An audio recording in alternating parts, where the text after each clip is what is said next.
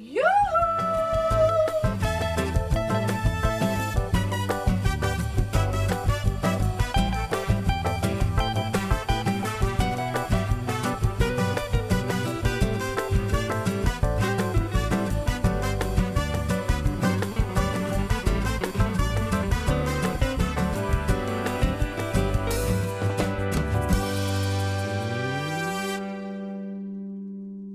time for my virtual Jericho with John Mayer. Hello, good afternoon and welcome. We've got another outside broadcast from Mount Place this week again. We're going to meet the new local sergeant on the block, Kayleigh Livingstone. Kayleigh, who are you? Tell us about yourself. Hi, I am Sergeant Kayleigh Livingstone. I've been on this area for a few months. I took over from Sergeant Andy Paul, who you would have seen before on my Jericho. Before that, I was on maternity leave. I had my second child. And before that, I was a neighbourhood officer on Rose Hill, Littermore and Iffley for approximately 4 years. So neighbourhood is my background, neighbourhood policing. Before that, I was on incident response as a shift officer for the whole of Oxford and Kayleigh. That means getting into fast cars. Yes, it's more of a firefighting role as a fighting all the crime as it comes in, whereas neighbourhood is a lot more long-term policing, solving long-term issues, getting into the nitty-gritty and trying to make it a better place, more about community safety. How big is your empire? Oh, so I have all of Summertown and Cutteslowe. I have Jericho, West Oxford and Abingdon Road. So it's quite a large area. Yes, don't ask me numbers, I don't know. And major crimes in Jericho? What are they? So I've had a look at the statistics for the past 6 months, 5 to 6 months. And at the moment we are looking at theft of pedal cycles. So we are doing a bit of work around that, which I'll be more on in a second if you like. And drug use, there is drug use, we're not going to lie, there is drug use in Jericho. But we are doing a lot of work around that as well. Did you say theft of motorcycles? No, pedal cycles. Pedal cycles. Yes. Why do people steal those? Just, I wouldn't know really. To sell on, to break up for parts. They're quite easy to break up for parts and sell the individual parts, you see. It's just to sell usually. You usually find them on eBay or Gumtree, etc. So they have a resale value? Yes, yeah. Now I read something earlier this week. You're actually looking at two particular bikes at the moment, aren't you? Which have turned up. Is that right? Oh, I wouldn't know that, but my team would probably know that. I've just come back today off a training course, yes. And if they've been found, that's excellent news. But yes, we usually have lots of pictures of bikes and we try and put them out for people to identify. I mean, sitting here now, there's lots of people cycling past, so it's a great spot here as well for people to notice any bikes, especially just individual bikes, very expensive bikes. They have distinguishing features. So yeah, I didn't know that. I'll have to have a look into that. And what about burglary? How much burglary is there in Jericho? So I can give you the figures. So in the past 6 months, we've had 20 burglaries. This will also involve anything from inside a home, but also in their back garden, in their shed. So a burglary non-dwelling as well. And every burglary is investigated. They are investigated. We have a burglary team as well that we liaise with, and we work with our partner agencies to try and combat any future burglaries that may happen. Clear up rate for burglaries, what is it? Don't know. Not at the moment, and some of these will be ongoing investigations, so there may not be a clear up code for those yet. Now, one of your other problems in Jericho is, of course, drug taking and drug dealing. And any offences you've seen for that in the last 6 months? Yes. So we have had a few drug use and drug dealing. We have had a couple of successful warrants for the area, with drugs being found in people's homes, and they've been taken to court for that and prosecuted. I'm sure if you Googled that put it into, for example, Oxford Mail or any other newspaper, you'd probably find on Scales for Justice any results from court. In Mount Place specifically, we had 2 incidents in the past 6 months with regards to drugs. One of them was someone possibly using cocaine, and another one was a group of people possibly using drug paraphernalia in this area. And police did respond to those calls because they were called in at the time, which is brilliant. And unfortunately, on one occasion, they were no longer here by the time police got here, and another occasion, they ran off down the canal. So we didn't get them. But what we did get was the 2 calls, which are very important to us, to have people call in with this information and intelligence, because it helps us to build up our profile, our picture of the area, and know where to target our patrols. So if somebody sees drug taking or drug dealing going on, what do they do? If it's happening at the time, if someone was to walk through now and see it, we would encourage you to call 999, because that is a crime taken in progress right now. We would encourage that person to call 999, and hopefully we have a police officer or a PCSO available to come out at that moment and try and catch them in the act and deal with the crime accordingly. Should they intervene? No, I would suggest against it. No, at the end of the day, if you were to intervene, that person, that good bystander, may end up getting hurt, or may involve themselves in something they don't need to be involved with. No one else is being hurt as such. So I wouldn't expect a normal member of public to get involved with any drug use or drug dealing. So ring 101 and report to the police? If it's happening at the time, 999. Because it is a crime in progress.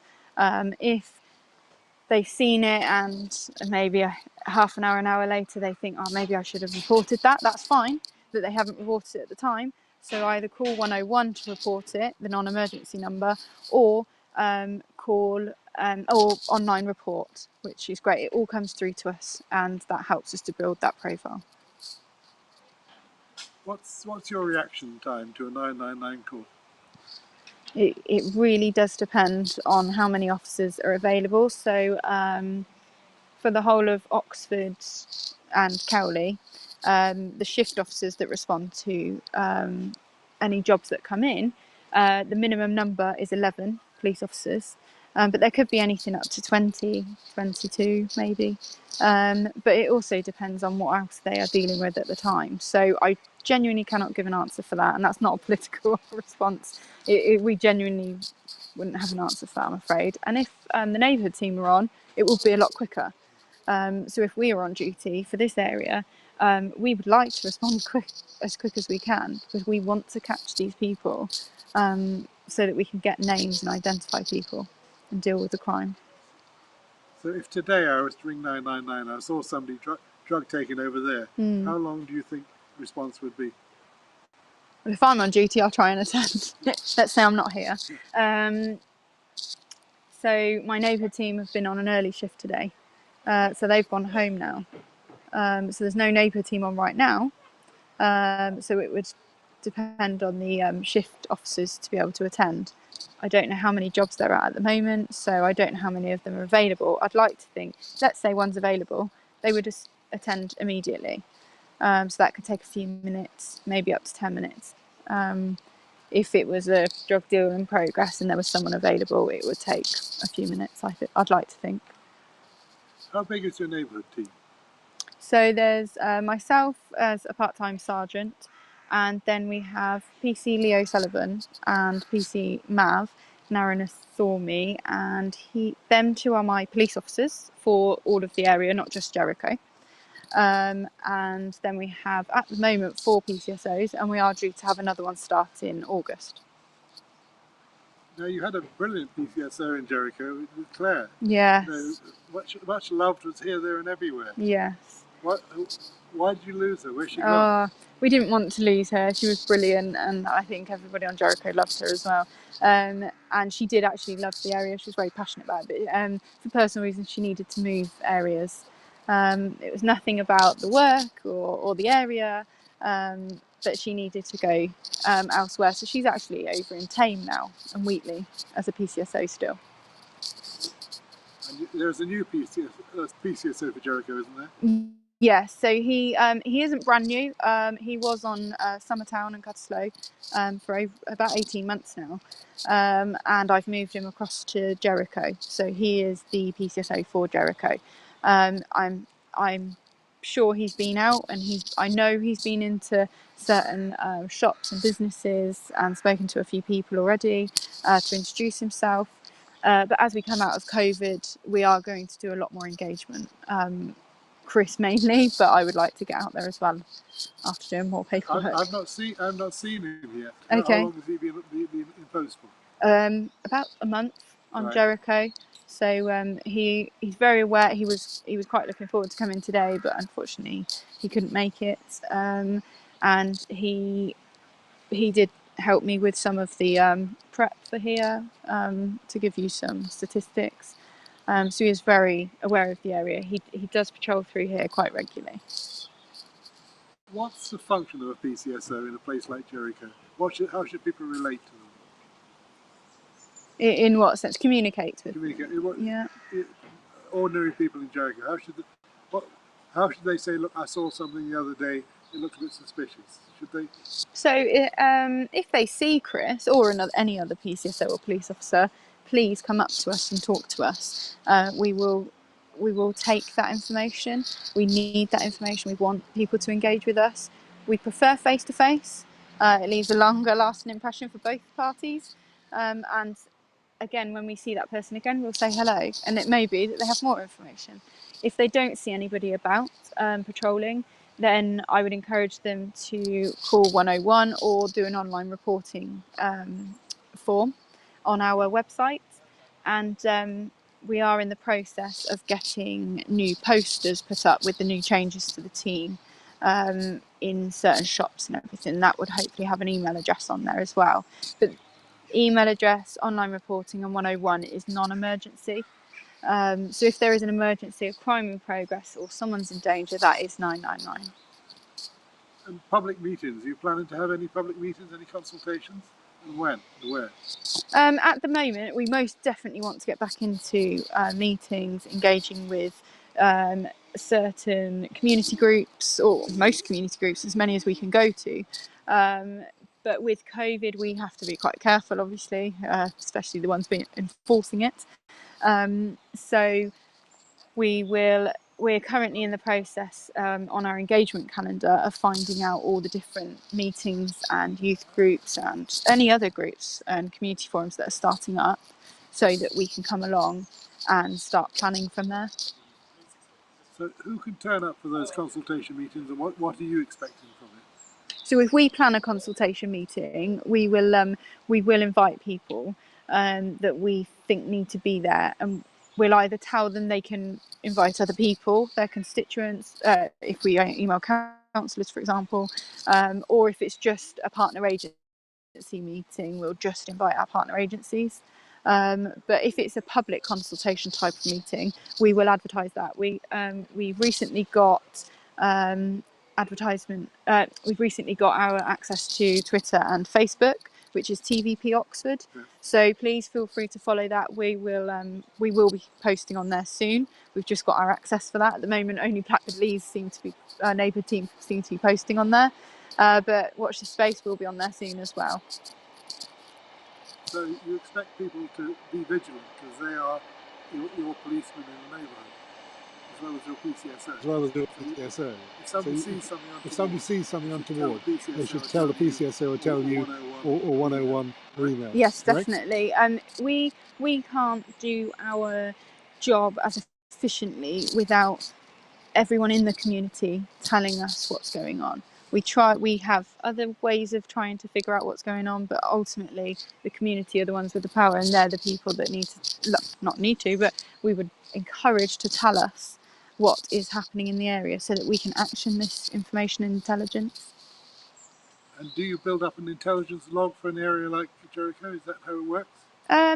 So how we work is we look at the reports and we look at where crime's starting to build up. So, for example, the theft of pedal cycles for the whole of Jericho, I'd say is a little bit high maybe for the past 6 months. So I know that we've been working with partner agencies such as Safer Streets, and they had some funding towards bike safety, etc. And thefts, and we've been working with them to make sure people are getting the correct bike locks and awareness around how to lock their bikes up correctly or where to lock them up. And I know Neighbourhood Watch have been working well with us with that as well, and they're sending out some stuff at the moment. But there are no abandoned bikes in Jericho. I think I've got rid of them all. Good for you. Just by reporting them. Yes. Yes. Everybody should actually take a photograph of an abandoned bike and report it to the council. Yes. And they will come eventually to move it. Exactly, and we do get reports back from the council on things such as abandoned bikes and where they've been found. And if we keep finding abandoned bikes, if people like yourself are reporting abandoned bikes in the same place all the time, it may be that we need to do some partner agency work to have a patrol of that area, because it may be stolen bikes all the time that are being abandoned there. Now you're a new kid on the block, but a year ago this was a den of drug dealing. In fact, there was stolen bikes hidden in the hedges here, and indeed down the road as well. Yeah, it's been transformed by community effort, as you can see. Yeah, it's definitely. I remember Andy Paul brought me down here when I first started a few months back, and he said how much effort the community have put in and how much work has gone into it. And it is very beautiful, especially next to the canal, so it can actually be enjoyed by the community and the families. Do you patrol it at all? We do. So Chris, this is on his patrol plan. So what we do is we build up a picture of any crimes, any information and intelligence that's coming into us, and that once we build that up, we have hotspots on a map of where most crimes are being reported, and that's where we'll target our patrols. So I know Chris comes through here every single shift at least once or twice at least. So he comes through on his bicycle at least once or twice every shift? Or foot, yeah. Right. On foot as well. Now there used to be a nice CCTV camera up on that wall there, which seemed to transform the area. It's gone. Okay. Is it going to come back? So that camera last year was provided by the council, the city council, the community safety partnership, and that camera is actually one of a few in Oxford that we can use to put into problem areas, and that will help us to identify any issues and offenders. So they're only actually temporary, those cameras. So that camera actually stayed here for quite a long time, which was great for this community. It's great for this area. If I'm honest, I think you're doing yourself a discredit, because I think you guys are the ones that transform this area, all of the community that live here. I don't think it was just the camera. The camera definitely helped last year because there were issues, and it helped with retrospectively IDing the people that needed to be dealt with and reported for ASB or crime. It did keep away people who had drink and drug problems, who were here before. I mean, they stopped coming here. So some of them stopped coming here. I don't disagree, but some of them did stop coming here because they were rehomed. Some of them were homeless, so they were rehomed, especially during COVID. And some of the others that maybe were dealing drugs or hanging around due to drugs issues, due to COVID, they were not here so much because of how they had to travel in.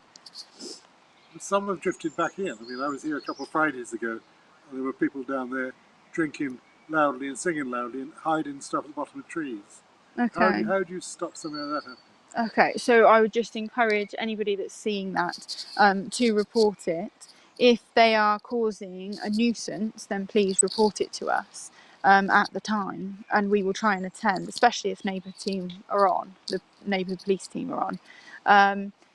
There is a PSPO in place at the moment. Explain what that is.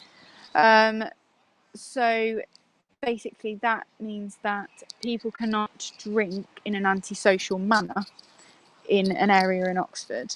That includes Mount Place, and if they are drinking in an antisocial manner, we can request them to stop drinking. Now, we don't have the power to seize that alcohol off them unless they're under 18. So if they refuse to stop drinking, then we can report them. But the way we report them is through the council. The council are the ones that need to report them. So even if the police come, it may be that we cannot move them on legally, unless they're causing such a nuisance it becomes a crime as such. But how do people know there's a PSPO? There's one small sign there and one on the rubbish bin. Should there be a bit more signage around it? No, it's quite good that there is signage here, because there are other areas in Oxford that have the PSPO in place and there's no signage. But we can educate people when we come along, police or the community response team, etc., from the council. So you don't think another sign or two would help? Because there used to be one on one or two of the trees. Can do. We can look at that if you like. One on that tree and one down there. We can have a look at that, and I'm happy to make another assessment today while I'm here to see if there's anything further we can do, and I can speak to the council. I know the council have actually emailed me to say that they are in the process of getting a new light underneath the steps just there, up to towards the bridge. Yes. Which would really help, because lighting is brilliant, because it makes people not want to hide as much and helps identify them. The other thing, what was the other thing we were going to look at? I think there's enough bins at the moment, but I understand that you said that there's been a lot of litter, so that's not a police issue, but that's definitely something our partner agencies can look at. Yeah, but this is a real partner agency approach here. It's not, even though it's not my problem as police, I definitely want to work with my partner agencies. There'll be issues that they can help us with as well. So we are stronger when we all work together, but we also need the information from the community. There was talk about 3 months ago of the Thames Valley Police and the City Council buying a camera. What's happened to that? So at the moment, Thames Valley Police have no funding that they can put towards this camera that may be in the pipeline. I know the councillors are doing great work to try and get that funding to secure a CCTV camera for the community. Our thing is, the camera you had last year, like I said, that's one of a few that is used in certain areas across the whole city and Kayleigh for uprising issues, so such as drug dealing and ASB, and we have quite a few going on at the moment where those cameras are put in place. At the moment, there are no, on our systems with reports, there are no issues here, major issues here that would warrant a camera being put in. But we are always assessing it. And if anything starts to come up, then that's when we'll reassess whether we need to put a camera in to help us identify any offenders. What do they cost? The cameras? Yes. They're not funded by the police, they're funded by Safe Streets, the community safety partnership community safety partnerships under the city council. Right. So they have more of the figures, to be honest. But like I said, they're not cameras that are permanent, they're just temporary cameras. But a rough figure, how much to buy a camera, any idea? So I think to buy a camera that you would be looking for this area, I think it's about £5,000.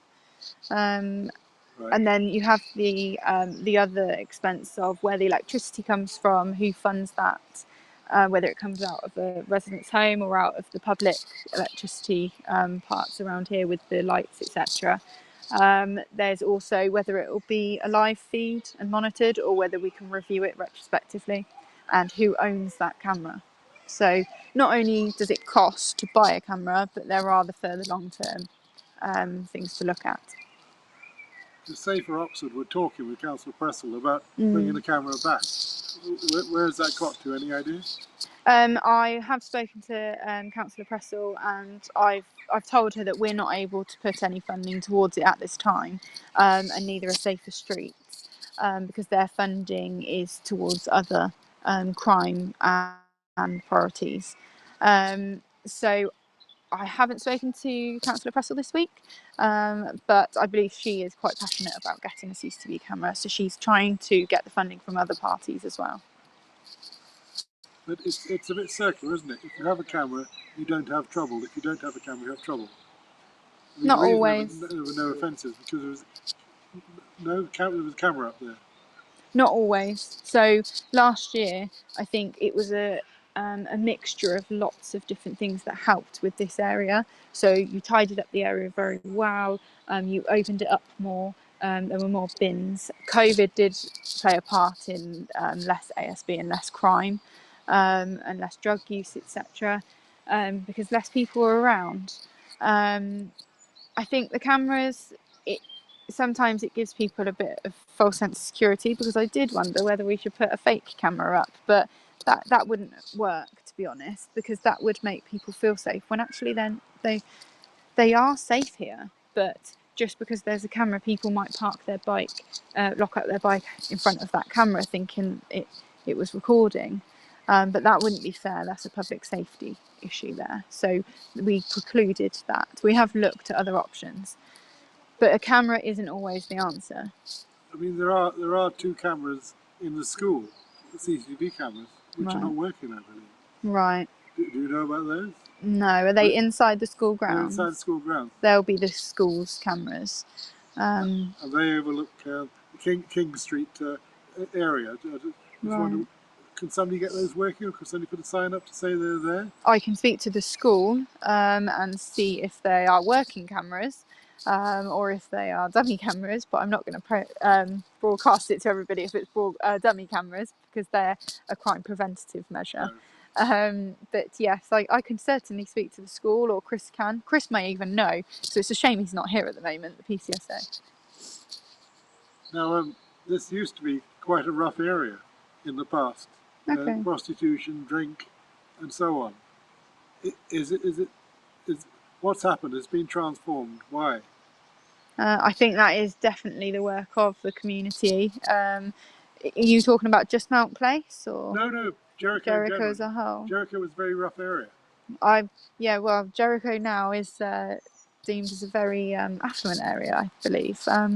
When I tell people I work in Jericho, they say, "Oh, a very nice place to work," and I say, "Yes, it is." You're very lucky. We have a very receptive community, receptive counsellors, and like yourself, you want to do things like this that help engage with us and other partner agencies and key members of the community, such as the vicar at the church, and it just helps make everybody feel more of a community in this area. When that happens, people report to us, and we're able to actually action these reports and the information. So I wouldn't say there's those issues anymore. There may be some isolated incidents, or some of those issues on a much smaller scale, but I wouldn't say it's an issue that people bring up when you say Jericho. How will people know you've been here? What will Kayleigh's effect be on Jericho when you move on to another job? I plan to be here for quite a while, All right, to be honest. Even then. To be honest, I'm just starting to learn all of the area as the sergeant. Like I said, that I do have my challenges of being part-time, so I'm always trying to catch up when I get back, and I always want to be able to be approachable for yourself. I always try to respond to your emails. When I come out, I'm trying to learn the area still. I'm not going to pretend I know everything already. It is going to take some time, but I have to rely on my team quite heavily to inform me of what's going on, as well as looking at the systems. I think at the moment it's quite open as to where we're going to go as the neighbourhood team. We're coming out of COVID. I definitely want to get more involved with youth engagement. We want to get more involved with the youth. They're our future. So if we can do more youth work, if anyone's got any youth work they want to send our way, or want us to come and attend certain activities, we're more than happy to do that. So for me, at the moment, coming out of COVID and re-engaging with our community, and all knowing each other again, as the neighbourhood team, everybody knowing who we are at the moment. But maybe ask me again in 6 months when we do another video, I'll have more of a an idea for you. So, what's your priority list? If you were to list 5 priorities for policing Jericho, what would they be? So my biggest, in terms of crime or everything that we do? In general, engagement is our biggest priority. Getting out there, talking to everybody, going to the meetings, etc. Getting to know people. That's our biggest priority. That is what neighbourhood policing is all about. The second is to establish those relationships to ensure that we're getting the information intelligence back. If we don't get that information and intelligence back, then we're not going to be able to do our jobs very effectively without that information. And then I think coming out of COVID, it's just to make everybody feel safe, that we can get back out there and be us again, be a community, work with the police, work with other partner agencies, do the fun things like go into, I don't know, Port Meadow, for example. So we're doing quite a lot of multi-agency work with Port Meadow. So everyone's biggest concern this year is COVID. And this year, in 2021, we need to help everybody come out of COVID lockdown. What's your guidelines on COVID? If somebody has a party in Mount Place, will you police it by stopping them? In inside a home or? No, here. So here, outside, you are allowed to have up to 30 people now after May 17th. So we would still attend if there was reports of it. And we do have dedicated patrols just for COVID enforcement. And by enforcement, I don't mean they're all going to be told to get on their way, but we take an approach of the 4 E's. So we engage first. And we see what's going on, and is it quite jovial? Is it okay? Is it COVID compliant? If it's not, then we need to educate, and we educate them and try and get everybody to understand that they are possibly breaching, and then we just move on. And if there is a lot of breaches, then we will start to look at an enforcement route. And that could be via tickets, so fixed penalty notices of £200. It could just be that we break them all off, tell them to go on their way. Or if they're not breaching any COVID restrictions, we still educate them, just so that they don't breach any further on down the line. Have you nicked anybody for COVID in Jericho the last year and a bit? Oh, I couldn't tell you that. Personally, I have not. I don't think we have. There have been a few house parties that we would have attended, and I don't think we would have arrested anybody.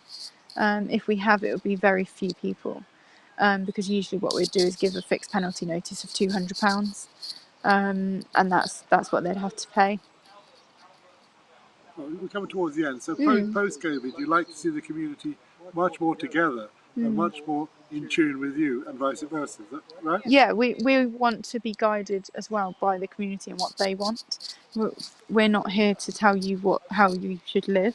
You live here, so we're going to come out and like I said, go to the meetings, speak to our key individuals on the area, go into our businesses, and just engage with everybody again to get a feel for where everyone wants to go on the community, and we'll support that by keeping it safe. But you say you're going to be here for a long time. How long is a long time? Don't know. I've only been here a few months after maternity leave, and neighbourhood policing to me is a department that we stay on for a while. You need to build those relationships. I'm not going to build relationships, for example, with yourself, and then just leave. I know Andy Paul was here for a couple of years, and he would have stayed here longer if his personal life didn't dictate what he needed to do. So yeah, sorry. So you see stuff here. I mean, it's a bit different from dashing around in fast cars, which is what you did before maternity, isn't it? No, before maternity I was. So you see stuff here. I mean, it's a bit different from in fast cars, which is what you did. Had good relationships there, and good rapport with people. And if I walk back to Rose Hill now, I'd still be able to continue the neighbourhood policing, because there's so many of the same faces, and I know what I was doing, and I want to replicate that here. I want to come in here and build those relationships again, but with everybody that lives here. My last question. So, what's your advice to people of Jericho in terms of crime and anything like that? What do they do? Repeat those messages again. Okay, so we will always be there to support everybody. We may not be there at the time. We will try our best. But what we need is that those reports. And if there is a crime happening at the time, it's 999. Try not to engage unless somebody is being hurt and you feel you can help them. But that's your own risk assessment. It's up to you. If it's a drug deal or someone smoking drugs or being very loud drinking, please don't get involved. Just withdraw, call 999 at the time, and report the details. If it's not happening at the time, either call 101. You can report online on our website. You may get our email address on some posters around the area. You could report on that as well. I would probably suggest the online reporting because then it gives you a number. It gives you a reference number, which is always helpful. And if you see us, please talk to us. Tell us what you feel the issues are in the area, and we'll tell you if we're doing anything about that. We want to feed back to you more about what we are doing. So the answer is intelligence to you. You can't police without intelligence. We can police that intelligence. We can police a lot more efficiently with intelligence and information from yourselves who live here. Thank you very much, Kayleigh. I think just going to say what's on next week. Hopefully, we're going to be talking about Oxford food banks, and particularly the big ones and the little ones. So we're going to talk about the parish food bank here and the big Oxford one. Next Wednesday at 5:30. Do join us then for another interesting hour. Bye. You